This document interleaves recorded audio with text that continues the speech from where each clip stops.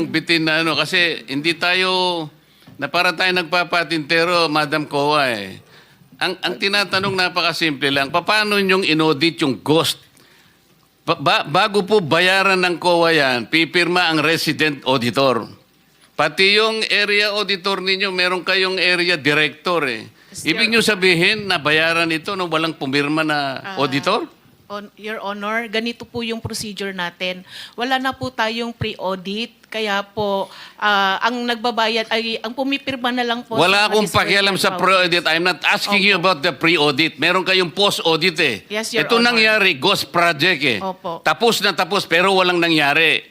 Ang tinatanong namin sa'yo, sino ang pumirma? Bago mapirmahan yun, merong certificate of acceptance, merong certificate of completion, pipirma ang resident auditor. Hindi po pipirma ang resident. Ano ang gagawin ng Your COA? Honor. Post-audit nga lang po. Kaya po... Ano nga yung post-audit? In your charter, Opo. magkaintindihan tayo.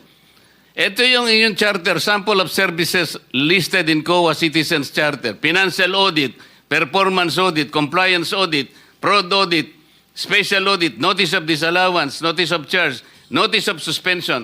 Among these, alin ang aakma doon sa performance ng contract? Opo. Nasaan kayo? Papasok po siya sa compliance, sir. Sus Mariosep, Opo. wala nga ang compliance eh. Ganito po, Your Honor, marami pong observation ng mga auditors natin pagdating po sa compliance nila sa procurement. Sinong mag-a-avail ng compliance? Sino yung auditee? DPWH po sa case po natin ngayon, Your Honor. So anong nangyari? Marami pong observation ng mga auditors natin, sir, pagdating po sa compliance nila ng 9184. Kapag ba ang chairman mismo ang pumunta rito, he can present better questions than you, answers than you? Pareho lang din po yung isasagot, Your Honor. Kasi ganun Pareho po yung proseso isasagot. natin. Opo. O, sandali lang. Let us follow the... Mr. Chair. Mr. Chairman, Mr. Chair. I'm now being tempted to raise a point of order, Mr. Chairman. I made a motion duly seconded, Mr. Chairman, kasi nga kung... to subpoena, Mr. Yeah. Chairman, today, Mr. Chairman. I'm asking it today because they said they if will that finish will it help us, today. okay.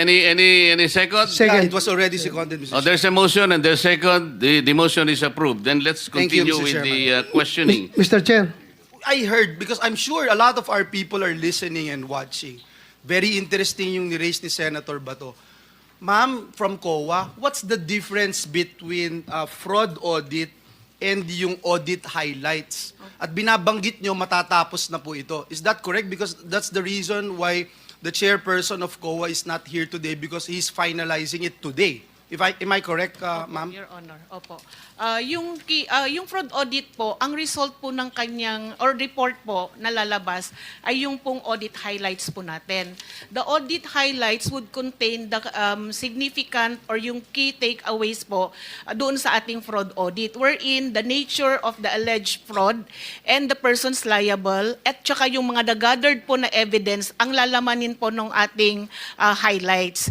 Kailangan po ng due process, sir, kailangan po munang ipareceive doon sa mga persons liable para po mag-comment po sila at magbigay din po ng kanilang panig. Yes, now I understand. Okay? So, si Senator Bato, tinatanong niya yun, dun sa audit highlights, dun makikita yung nature ng alleged fraud, yung evidence gathered, and the parties involved. Am I correct?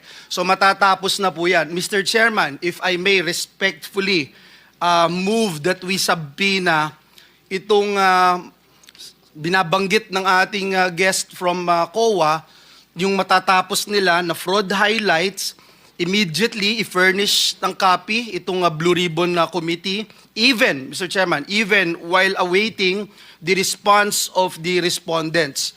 And also, once they responded, Mr. Chairman, we'd also like to subpoena the copies of the responses of the respondents as soon as they are submitted to COA. I so move, Mr. Chair.